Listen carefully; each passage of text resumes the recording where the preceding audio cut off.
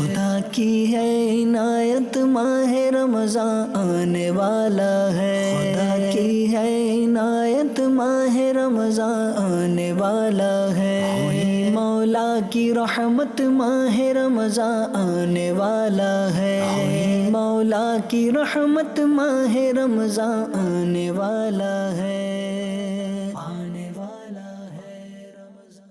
الحمدللہ رب العالمین والصلاة والسلام علی خاتم النبیین، اما بعد فاعوذ باللہ من الشیطان الرجیم، بسم اللہ الرحمن الرحیم۔ الصلاة والسلام علیک یا رسول اللہ وعلی آلک واصحابک یا حبیب اللہ، الصلاة والسلام علیک یا نبی اللہ وعلی آلک واصحابک یا نور اللہ۔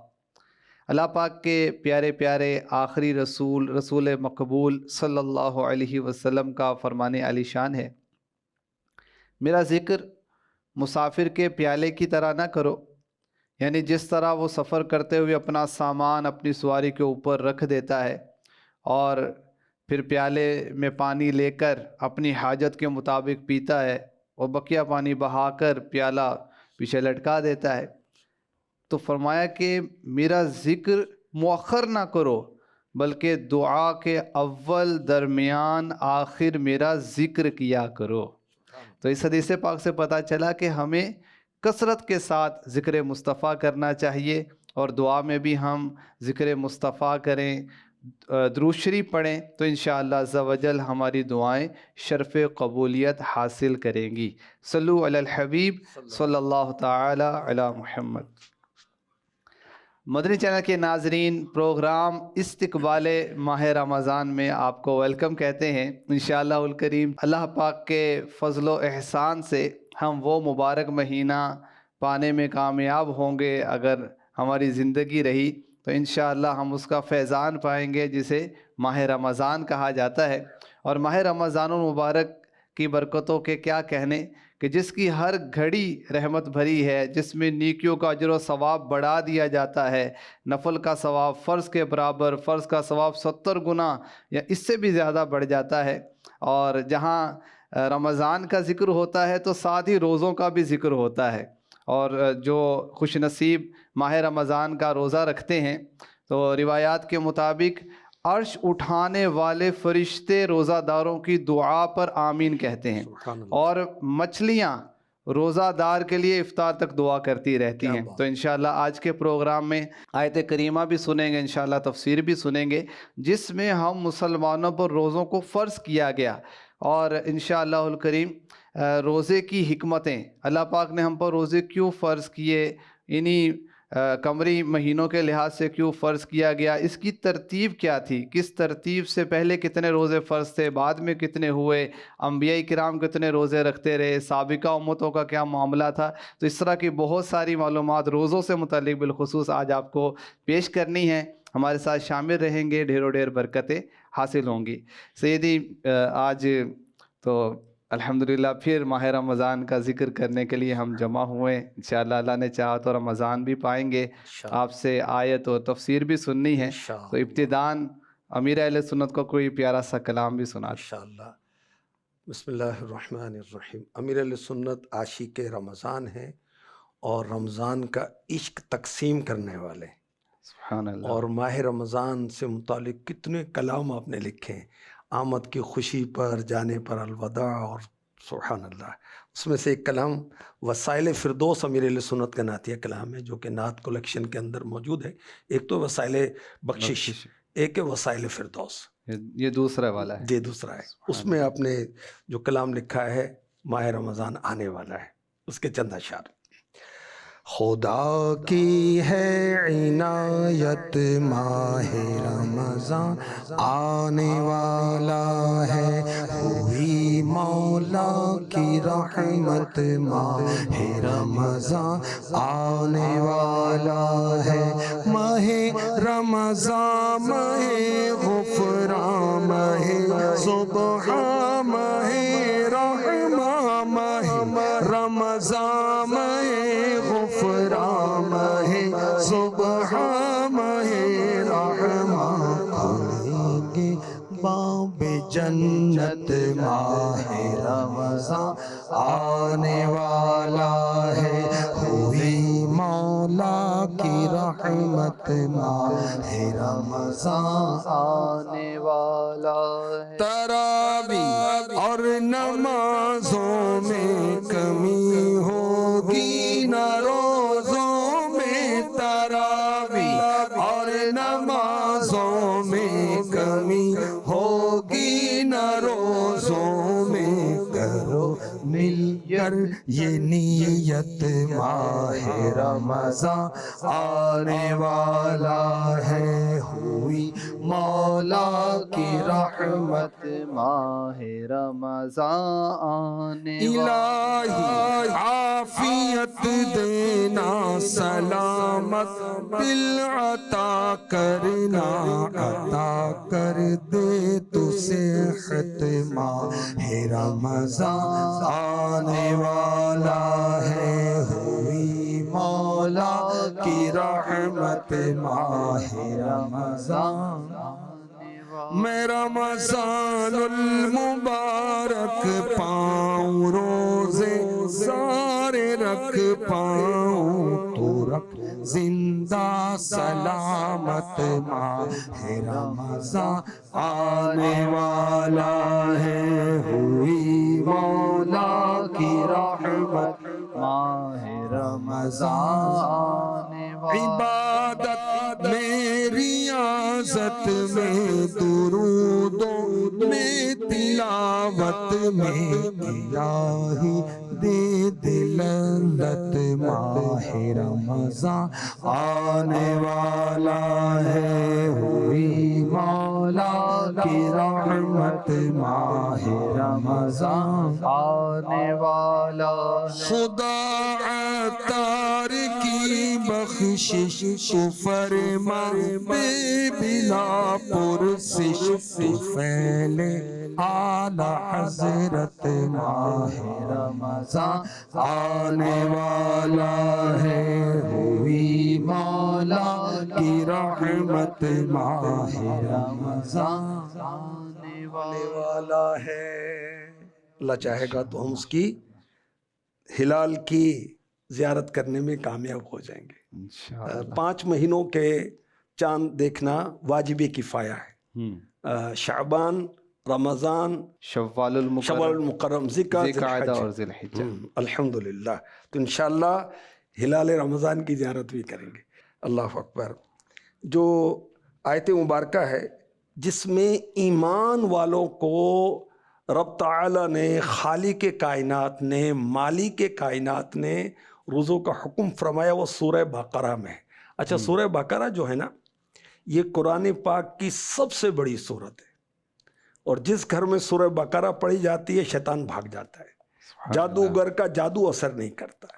اس میں ارشاد ہوتا ہے آیت نمبر 183، یا ایہا الذین آمنوا کتب علیکم الصیام کما کتب علی الذین من قبلکم لعلکم تتقون، اے لوگو جو ایمان لائے ہو، تم پر روزے فرض کیے گئے جیسے کہ اگلوں پر فرض ہوئے تھے، کہ کہیں تمہیں پرہیزگاری ملے۔ کیا کہا گیا؟ اے ایمان والو۔ سبحان اللہ۔ کتنا پیارا خطاب ہے، رب کائنات ایمان والوں کو خطاب فرما رہا ہے۔ اچھا، روزہ جو ہے نفس پر بھاری ہے، بھوک پیاس برداشت کرنی ہے، تو اللہ پاک نے ایمان والوں کہہ کر عزت افزائی فرمائی سبحان اللہ۔ اور ہمت بڑھائی، کیونکہ انسان سوچے کہ بھئی میرے پاس کھانا موجود ہے، پانی موجود ہے، میں کیوں نہ کھاؤں۔ تو بھوکا پیاسا رہنا اللہ کے حکم پر یہ عبادت ٹھہرا، اور کہا جا رہا ہے کہ تم مومن ہو، بندہ وفادار بنو، تمہاری شان یہ ہے کہ اللہ کا ہر حکم مانو، تمہیں سمجھ میں آئے یا نہ آئے۔ سبحان اللہ۔ جیسے آپ نے کہا نا کہ بھی روزے کی حکمتیں کیا، ہم یہ بھی بتائیں گے۔ جی، اچھا، حکمتیں سمجھ میں آئیں گی تو پھر روزے رکھیں گے۔ تو بندہ جو ہے وہ تو حکم کا پابند ہے۔ پابند ہے بھائی۔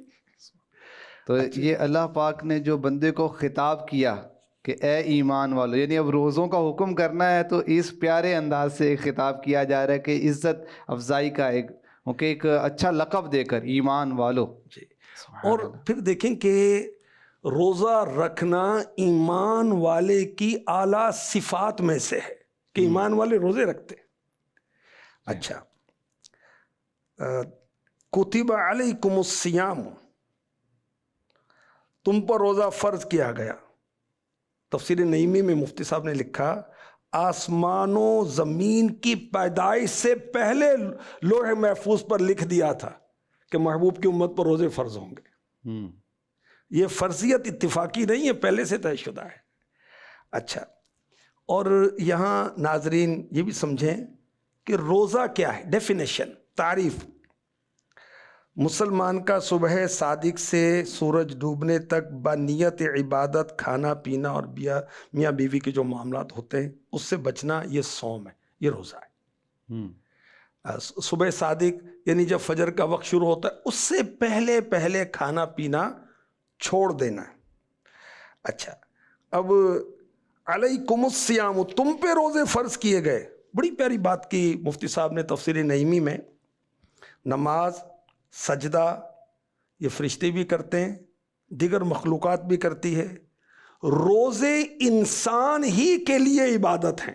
اچھا، دوسری مخلوق، فرشتے روزہ نہیں رکھتے. اور مفتی صاحب نے لکھا کہ غالباً جنات پر بھی روزے نہیں ہیں.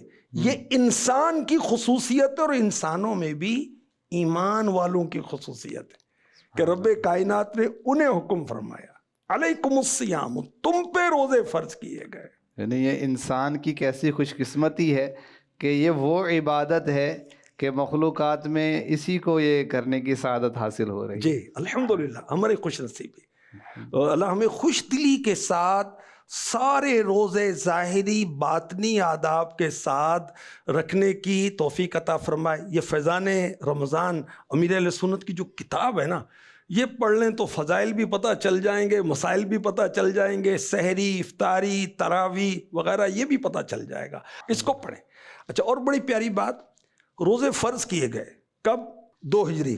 اچھا، اور اللہ تبارک و تعالیٰ اپنے بندوں پر کتنا مہربان ہے. ایک دم ایک مہینے کے روزے فرض نہیں ہوئے. اولاً ایک روزہ فرض تھا، کون سا؟ عاشورہ، 10 محرم. فرضیت پھر اس کی منسوخ ہوئی، فضیلت باقی ہے. اچھا، پھر وہ فرض نہیں رہا، اب 3 روزے فرض ہوئے. انہیں کہتے ہیں ایام 20. ہر چاند کی 13، 14، 15 یہ روزے فرض ہوئے.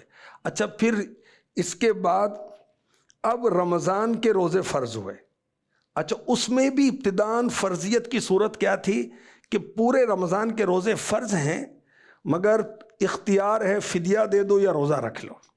اچھا، اس کے بعد وہ فدیے کا حکم ختم ہوا، اب روزہ ہی رکھنا ہوگا. روزہ رکھنا ہوگا. تو یہ بتدریج رب کائنات نے. حضور اس میں بھی ہے نا کہ مطلب روزہ تو رکھنا ہی ہے تو کھانے کی اجازت کا بھی ایک وہ سٹیپ بنایا گیا تھا. بالکل. وہ یوں ہوا نا کہ پہلے یہ تھا کہ مغرب کے بعد سونے سے پہلے پہلے جو کھانا ہے کھا لو، اگر سو گئے تو اب نہیں کھا سکتے. تو ایک صحابی رسول صلی اللہ تعالی علیہ وسلم رضی اللہ تعالی عنہ، وہ محنتی تھے، مزدوری وغیرہ کرتے تھے. تو اب وہ تھکے ہارے جب پہنچے گھر پر تو افطاری کیے بغیر وہ سو گئے. اب اگلے دن بغیر سحری کے اب تو کھانے پینے کی اجازت نہیں تھی، روزہ رکھ لیا. تو اگلے دن بے ہوشی طاری ہو گئی. میرے رب نے صحابہ کرام کے صدقے میں امت پر آسانی کر دی. سبحان اللہ. کہ مغرب کے بعد اب سو جاؤ، پھر بھی کھانے پینے کی اجازت ہے. تو پھر یوں بتدریج ہمارے لیے آسانیاں ہو گئیں. تم پر روزے فرض ہوئے، تم پر ہی فرض نہیں ہوئے، پچھلی امتوں پر بھی فرض تھے. حضرت آدم علیہ السلام سے لے کر حضرت عیسیٰ علیہ السلام تک ساری امتوں پر روزے فرض تھے. حضرت آدم علیہ السلام پر 3 روزے فرض تھے، 13، 14، 15 ایام 20 کے روزے. حضرت موسیٰ علیہ السلام پر عاشورہ کا روزہ فرض تھا. حضرت عیسیٰ علیہ السلام کی قوم پر جو اس وقت آپ پر ایمان لائے اور کامل الایمان تھے اور انجیل کے پیروکار تھے، عیسیٰ علیہ السلام کے صحیح پیروکار تھے، ان پر بھی رمضان کے روزے فرض تھے. حضور اس میں بھی ایک محبت کا ایک انداز نظر آتا ہے کہ جب مسلمانوں کو فرمایا گیا کہ تم پر روزے فرض کیے گئے تو ساتھ میں گویا کہ ایک تسلی دینے والا انداز کہ یہ تمہارے ساتھ ہی نہیں ہو رہا، پہلے والی امتوں پر بھی یہ روزے فرض تھے. جیسے ہوتا ہے نا کوئی مسئلہ چل رہا ہو تو ڈاکٹر کہہ دیتا ہے کہ یہ بیماری جو ہے آج کل ہے، لوگ اس میں مبتلا ہو رہے ہیں، تو آپ اکیلے ہی نہیں ہیں، ورنہ بندہ ڈر جاتا ہے یار پتہ نہیں مجھے کیا ہو گیا. اچھا اس طرح کا ہے، تو اس سے ایک ڈھارس بن جاتی ہے. تو اس میں بھی ایک مسلمانوں کی ڈھارس بندھائی جا رہی ہے. اچھا، حضرت آدم علیہ السلام 3 روزے رکھتے تھے، 13، 14، 15 تاریخ کے. حضرت داؤد علیہ السلام 1 دن روزہ رکھتے تھے، 1 دن چھوڑتے تھے. اور حضرت سلیمان علیہ السلام مہینے کے پہلے دنوں میں 3 روزہ رکھتے تھے، پھر بیچ میں رکھتے تھے 3 روزے، پھر آخری ہر مہینے 9 روزے رکھتے تھے. حضرت نوح علیہ السلام آپ ہمیشہ روزے سے رہتے تھے. حضرت عیسیٰ علیہ السلام ہمیشہ روزے سے رہتے تھے. ہماری شریعت کے اندر 5 دن ہیں جس میں روزہ رکھنے کی اجازت نہیں. یہ بقرعید کے 4 دن، 10، 11، 12، 13 اور عید الفطر کا 1 دن، یہ 5 دن ہیں. اس کے علاوہ پورا سال روزہ رکھا جا سکتا ہے. اور ماشاءاللہ عاشقان روزہ، عاشقان رسول، امیر اہل سنت کی تربیت سے ہزاروں اسلامی بھائی رجب، شعبان، رمضان مسلسل 3 مہینے کے روزے رکھتے ہیں. سبحان اللہ. حضور آپ نے یہ سابقہ امتوں کے روزوں کا بھی بتایا، انبیاء کے روزوں کا بھی بتایا. اچھا، اگر ہم اسلامی احکامات کو دیکھتے ہیں تو ہمیں کہیں نہ کہیں کوئی یادگاریں نظر آتی ہیں. اب صفا مروہ ہے تو بتایا جاتا ہے کہ حضرت ہاجرہ کی یادگار ہے. قربانی ہے تو حضرت ابراہیم علیہ السلام نے کی تھی. تو یہ روزہ کس کی یادگار ہے؟ میرے آقا علیہ الصلوۃ والسلام، آدم علیہ السلام مٹی اور پانی کے درمیان تھے، اس وقت بھی نبی تھے. تو آپ نے جب نبوت کا اعلان فرمایا اور وحی کے نزول کا سلسلہ شروع ہوا، اس سے پہلے آپ غار حرا میں وہاں تشریف لے جاتے اور سارا دن کھاتے پیتے نہیں تھے اور پھر عبادت کرتے تھے وہاں پر. تو اللہ پاک نے اپنے محبوب کی یادگار کو جاری کر دیا، روزے فرض کر دی. سبحان اللہ. اس میں بھی یاد مصطفیٰ، یاد مصطفیٰ ہے، اعتکاف بھی ہے، روزہ بھی آ گیا. اعتکاف میں بھی یاد مصطفیٰ، جی یاد مصطفیٰ ہے. اچھا، اب اس میں کیا فرمایا جا رہا ہے؟ یا ایھا الذین آمنوا کتب علیکم الصیام کما کتب علی الذین من قبلکم لعلکم تتقون، کہ تاکہ تمہیں پرہیزگاری ملے. روزے کا مقصد یہ بیان، روزے کا مقصد ہے. اور روزہ جو ہے گناہوں سے بچائے گا، روزہ تمہیں تقوی دلائے گا، اللہ کا خوف دلائے گا، گناہوں سے بچائے گا. ایمان والوں پر روزے فرض کیے گئے، اور جیسا کہ پچھلی امتوں پر فرض تھے. کیوں فرض کیے گئے؟ لعلکم تتقون، تاکہ تم متقی بن جاؤ، اللہ سے ڈرنے والے بن جاؤ، گناہوں سے بچنا تمہیں آسان ہو جائے. یعنی یہ روزہ جو ہے یہ خوف خدا بھی دلاتا ہے. بے شک، کیونکہ وہ اب روزہ رکھا، کھانے پینے کی چیز موجود ہے تو ایک ذہن تو کھا تو سکتا ہے، لیکن روزہ اس کی تربیت کر رہا ہے کہ رب نے منع کیا بچو. تو یہ خوف خدا کی ایک تربیت ہو رہی ہے. اور آپ دیکھیں نا کہ یہ احساس ہر وقت ہے کہ اللہ دیکھ رہا ہے. تنہائی میں اکیلا ہے، پیاس سے حلق سوکھ رہا ہے مگر پانی نہیں پیتا. فریج کے اندر وہ پھل بھرے ہوئے ہیں، کھاتا نہیں، اکیلے میں بھی نہیں کھاتا. میرا روزہ ہے. بچے بھی نہیں کرتے، بچے بھی کہتے میرا روزہ ہے. تو یہ بھی ایک روزے کی برکات میں سے ہے. تو حضور یہ واقعی ایک سوال تو بنتا ہے، کھانے پینے کی چیزیں موجود ہیں تو یہ اللہ پاک نے جو مسلمانوں پر روزہ لازم کیا، تو کچھ ایسے حکمتیں ہمارے ناظرین کو بیان ہو جائیں. مزید دیکھیں کہ جب ہم پیٹ بھرتے ہیں تو ہمارا نفس مضبوط ہو جاتا ہے، اور جب ہم بھوکے رہتے ہیں تو روح مضبوط ہوتی ہے. اچھا، اب جسم کو بھی مضبوط کرنا ہے، روح کو بھی مضبوط کرنا ہے، کیونکہ یہ دونوں سمجھیں گے جیسے گاڑی کے 2 پہیے. اچھا، تو اب نفس کو کھانا چاہیے، روح کو پاکیزگی چاہیے، فاقہ چاہیے. تو کچھ دن روزے رکھو، کچھ دن کھانا کھا لو بھائی. اچھا، پھر یہ دیکھیں روزہ جو ہے یہ پیٹ کی بیماریوں کا علاج ہے. اگر کوئی ہر مہینے 3 روزے رکھے انشاءاللہ الکریم پیٹ کی بیماریوں سے روزہ اس کو بچا لے گا. سبحان اللہ. اچھا، اور جب ہم روزہ رکھتے ہیں نا تو کسی غریب کی بھوک اور پیاس یاد آتی ہے. حضرت یوسف علیہ السلام جب قحط کے دن تھے تو آپ مصر والوں کی ہمدردی کے طور پر کھانا نہیں کھاتے تھے تاکہ ان کی غریبوں کی بھوک یاد. اچھا، روزہ رکھنے سے فقراء کی امداد کو دل چاہتا ہے کہ میں نے افطار کیا، اتنے پھل موجود ہیں، شربت موجود ہیں، اتنی نعمتیں موجود ہیں، تو وہ غریب جن کو لائٹ کا بل بھرنا بھی بھاری ہو گیا ہے، کرائے کے مکان میں رہتے ہیں، وہ کیا کرتے ہوں گے؟ میں افطاری کرتا ہوں، میرا دل چاہتا ہے پکوڑے کھاؤں، سموسے کھاؤں، تو میں پھل کھاؤں، تو وہ غریب کیا کرتے ہوں گے؟ کھجوریں کہاں سے لے کر آئیں گے؟ تو وہ ذہن بنتا ہے کہ غریبوں کی اپنی بہن، غریب بہن یاد آتی ہے، غریب پڑوسی یاد آتے ہیں، غریب مسلمان یاد آتے ہیں، الحمدللہ۔ اچھا، پھر انسان کو اپنی بندگی کا احساس ہوتا ہے اور رب کی ملکیت کا اظہار ہوتا ہے۔ ہمارے پاس چیزیں موجود ہیں، اللہ نے منع کر دیا، نہیں کھاتے ہم بھائی۔ اچھا، روزے سے بھوک برداشت کرنے کی عادت پڑتی ہے۔ جس کو عادت ہی نہیں، ہر وقت چرتا رہتا ہے، کھاتا رہتا ہے، پیتا رہتا ہے، تو روزے رکھے گا تو اس کو یہ پریکٹس ہو جائے گی، اگر کبھی فاقہ پیش آیا تو انشاءاللہ اس کو صبر کرنا آسان ہو جائے گا۔ سبحان اللہ۔ اور ایک بڑی پیاری بات مفتی احمد یار خان نعیمی نے اسرار الاحکام اپنے رسالے میں لکھی، مختلف اسلامی احکامات کی حکمتیں آپ نے اس میں بیان کی کہ روح جسم میں آ کر غذا کی حاجت مند ہوئی تو گناہ بھی کرنے لگی، تو کچھ وقت اسے بھوکا رکھو تاکہ پہلی حالت یاد رہے اور گناہ سے باز رہے۔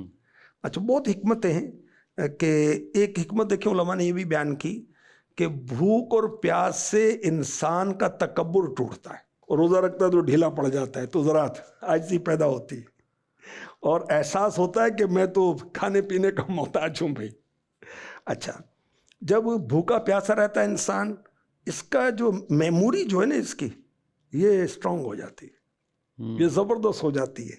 اور حدیث پاک میں ہے کہ جس کا پیٹ بھوکا ہو اس کی فکر تیز ہو جاتی ہے۔ حکیم لقمان رحمۃ اللہ تعالی علیہ، ان کے نام پر قرآن پاک کی صورت بھی ہے، اللہ کے ولی گزرے ہیں، اور انہوں نے جو اپنے بیٹے کو نصیحتیں کی وہ ایسی قیمتی نصیحتیں ہیں۔ اچھا، اور مختلف کتابوں میں بھی آپ کی نصیحتیں ملتی ہیں۔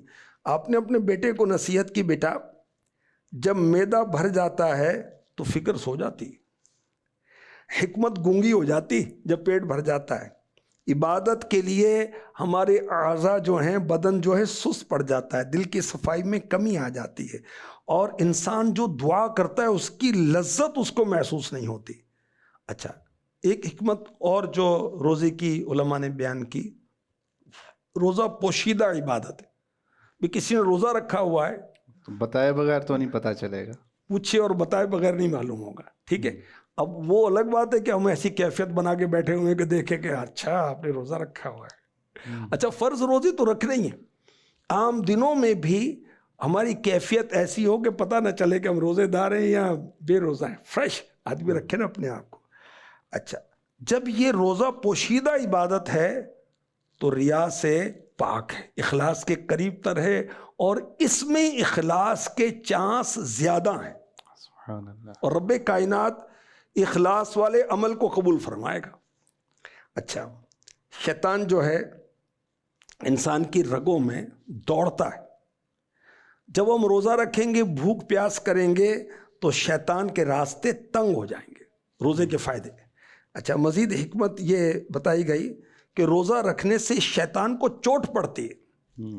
اچھا، یہ بتایا گیا کہ مساوات کا ظہور ہوتا ہے، یہ ظاہر ہوتا ہے کہ اسلام کے اندر مساوات ہے، ایسا تو نہیں کہ غریبوں پر روزے فرض ہیں، مالداروں کو معاف ہے، سبھی پر روزے فرض، سب پر روزے فرض ہیں۔ سبحان اللہ۔ اچھا، پھر روزوں کی برکت سے اللہ پاک ایمان والوں کو نظام الاوقات کا پابند فرما رہا ہے۔ روزہ کس طرح؟ آپ دیکھیں کہ طے شدہ ٹائم ہے، اس سے پہلے کھانا پینا چھوڑ دینا ہے۔ اچھا، ایک طے شدہ ٹائم ہے، اس سے پہلے نہیں کھانا، وہ ٹائم ہونے کے بعد کھانا ہے۔ وہ اذان ہو رہی ہے تو انتظار کر رہی ہے، یہ نہیں کرنا بھائی۔ پرے ٹائم ایپ جو ہے دعوت اسلامی نے جاری کر دی، اور اب تو ماشاءاللہ اس کو مزید بیوٹیفائی اور موڈیفائی کیا جا رہا ہے۔ یہ اپنے پاس رکھیں، جب وہ آپ کو شو کر دے کوئی 25 30 40 لاکھ مقامات دنیا بھر کے اس کے اندر موجود ہیں، جس میں آپ کو سحری افطاری کے اوقات وہ بتائے گا، نماز 5 نمازوں کے اوقات آپ کو پریئر ٹائم بتائے گا، سامنے رکھیں اس کو، خلاص۔ اچھا، مگر لوکیشن اس کی دیکھ لیں، پہلے چیک کر لیں۔ آپ سفر کر کے آئیں، مثلا لاہور سے آپ فیصل آباد آئیں، لوکیشن آپ کی لاہور والی ہے تو ایسا وہ چند منٹ کا فرق ہوگا تو مسئلہ نہ ہو. میں روزے کی حکمتیں عرض کر رہا تھا. روزہ جو رکھے گا اس کی نفسانی خواہشات دب جائیں گے، جو بری خواہشات. اچھا، روزہ رکھنے سے اللہ کے خوف میں اضافہ ہوتا ہے. بھوک پیاس کی شدت ہوتی تو جہنم کے اندر جہنمی بھوکے ہوں گے. بھئی یہاں تو پنکھا ہے، اے سی ہے، لائٹ ہے، گھر بار دوست سب ہیں، اور اگر اللہ ناراض ہوا گناہوں کی شامت کی وجہ سے دوزخ میں ڈال دیا گیا تو وہاں کی بھوک پیاس، اللہ کے فرما بردار بن جاؤ.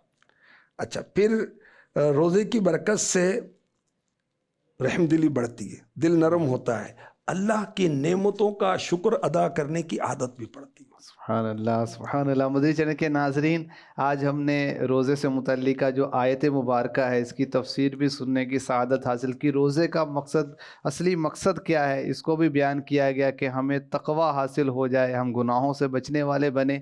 اور بہت ہی پیارے انداز سے ہمیں نیران پاکستان نے روزے کی حکمتیں بیان کی. ویسے تو ہم نے سنا کہ حکمت پتہ ہو یا نہ ہو، رب کا حکم ہے، ہمیں اس پر عمل کرنا ہی ہے. لیکن اتنی سارے فائدے ہوتے ہوئے کتنا نادان ہے وہ مسلمان جو رمضان کا فرض روزہ بھی نہیں رکھتا اور حرام کام کا مرتکب ہوتا ہے، جہنم کا حقدار بنتا ہے. اللہ کریم کی بارگاہ میں دعا ہے کہ ہمیں آنے والے ماہ رمضان کی برکتیں نصیب فرمائے اور اس میں خوب خوب عبادات کی توفیق عطا فرمائے. آمین. آمین بجاہ خاتم النبیین صلی اللہ تعالی علیہ وسلم. خدا کی ہے عنایت، ماہ رمضان آنے والا ہے. خدا کی ہے عنایت، ماہ رمضان آنے والا ہے. ہوئی مولا کی رحمت، ماہ رمضان آنے والا ہے. ہوئی مولا کی رحمت، ماہ رمضان آنے والا ہے.